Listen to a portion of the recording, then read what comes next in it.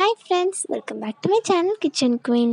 இன்றைக்கி நம்ம egg Rolle's எப்படி ரொம்ப ஈஸியான ஸ்டெப்ஸில் பண்ணுறான்னு பக்கத்தில் பார்க்க போகிறோம். ஸோ வாங்க வீடியோக்குள்ளே போகலாம். அதுக்கு முன்னாடி நம்ம சேனலை சப்ஸ்கிரைப் பண்ணாதவங்க சப்ஸ்கிரைப் பண்ணிக்கோங்க. பக்கத்தில் இருக்கிற பெல் ஐகானையும் டேப் பண்ணிக்கோங்க. அப்போ தான் நான் போடுற ஒவ்வொரு வீடியோவும் உங்களுக்கு நோட்டிஃபிகேஷனில் வரும். வாங்க வீடியோக்குள்ளே போகலாம். ஃபஸ்ட்டு நான் 3 எக்ஸ் எடுத்துக்கிறேன். உங்களுக்கு எவ்வளோ எக் தேவையோ நீங்கள் எடுத்துக்கலாம்.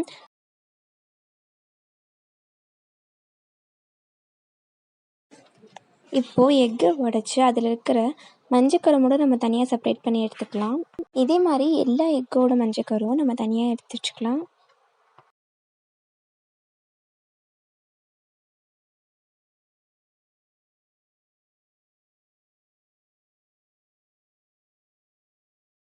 இப்போது நம்ம ஒரு கேப்சிகம் எடுத்துகிட்டு அதனால் பொடி பொடியாக கட் பண்ணி எடுத்துக்கலாம். நம்ம முட்டை எவ்வளோ அளவுக்கு எடுத்துருக்கோமோ அந்த அளவுக்கு ஏற்ற மாதிரி நீங்கள் கேப்சிகம் எடுத்துக்கலாம். நீங்கள் க்ரீன் கலர் தான் எடுக்கணும்னு இல்லை, எல்லோ, ரெட் இந்த மாதிரி கலர் கலராக கூட எடுத்துக்கலாம்.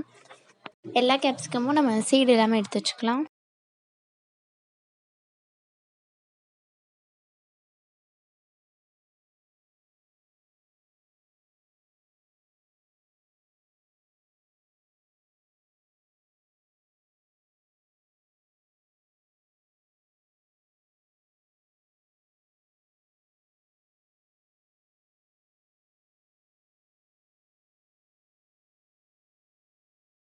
இப்போது நம்ம கட் பண்ணி எடுத்து வச்சுருக்க கேப்சிகம்மை எக் ஒயிட் கூட ஆட் பண்ணிவிட்டு இதை நல்லா பீட் பண்ணிக்கலாம். இது கூடவே சால்ட்டும் சேர்த்து இது எல்லாத்தையும் நல்லா பீட் பண்ணி எடுத்துக்கலாம்.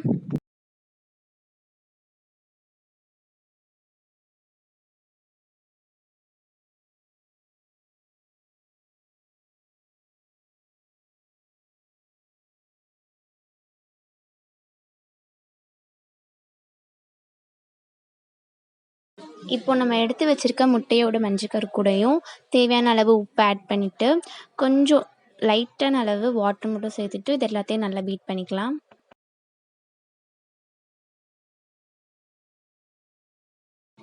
பேன் நல்லா சூடானதுக்கப்புறம் ஆயில் சேர்த்துக்கலாம். இது கூட நம்ம பீட் பண்ணி வச்சுருக்க எக் ஒயிட் எடுத்துகிட்டு அதனால் ரெக்டாங்கிள் ஷேப்பில் நம்ம செஞ்சு எடுக்கணும். அப்போ தான் நம்மளுக்கு ரோல் பண்ணும்போது ஈஸியாக இருக்கும். இதை நம்ம ரோல் பண்ணும்போது ரொம்ப கேர்ஃபுல்லாக ரோல் பண்ணணும். ரொம்ப குட்டியாக ரோல் பண்ணணும். பெருசாக ரோல் பண்ணிட்டோம்னா அதுக்கப்புறம் நம்மளுக்கு கட் பண்ணும்போது ஒழுங்காக வராது.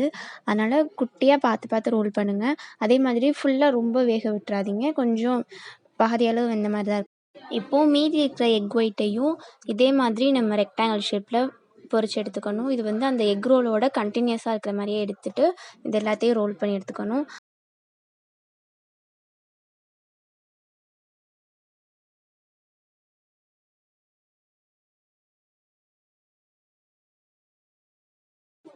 உங்கள்கிட்ட ரெக்டாங்கிள் ஷேப்லேயே பேன் இருந்துச்சு அப்படின்னா இது ரொம்ப ஈஸியாகவே செஞ்சிடலாம். அப்படி இல்லாதவங்க நீங்கள் இந்த மாதிரியே ட்ரை பண்ணிக்கலாம்.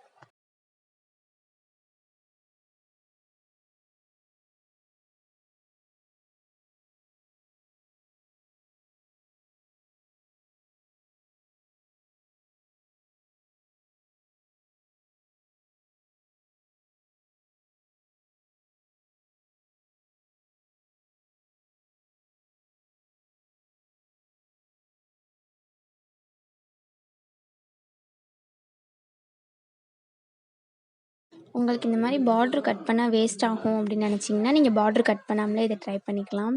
அப்படியும் நல்லா தான் வரும். எனக்கு இப்படி கட் பண்ண தான் சாக்ரிஃபைஸ் ஆனிச்சு, அதனால் தான் நான் கட் பண்ணியிருக்கேன். உங்களுக்கு எப்படி வேணுமோ நீங்கள் அந்த மாதிரி செஞ்சுக்கலாம்.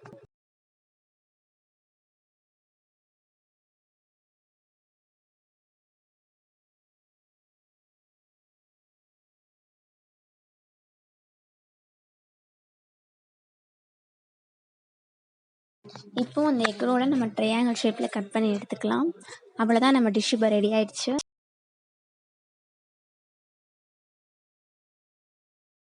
நம்ம எப்பயுமே எக்கை நார்மலாக ஃப்ரை பண்ணுற மாதிரி ஃப்ரை பண்ணால் நம்மளுக்கு போரிங்காக இருக்கும் குக் பண்ணவே. ஸோ இந்த மாதிரி கொஞ்சம் இன்னோவேட்டிவாக ட்ரை பண்ணலாம். சாப்பிடவும் நம்மளுக்கு கொஞ்சம் இன்ட்ரெஸ்டிங்காக இருக்கும். ஸோ கண்டிப்பாக எல்லாருமே வீட்டில் ட்ரை பண்ணி பாருங்கள். இந்த வீடியோ ஃபுல்லாக பார்த்து உங்களுக்கு பிடிச்சிருக்குன்னு சொன்னால் லைக் பண்ண மறக்காதீங்க. Until then it's by by from kitchen queen.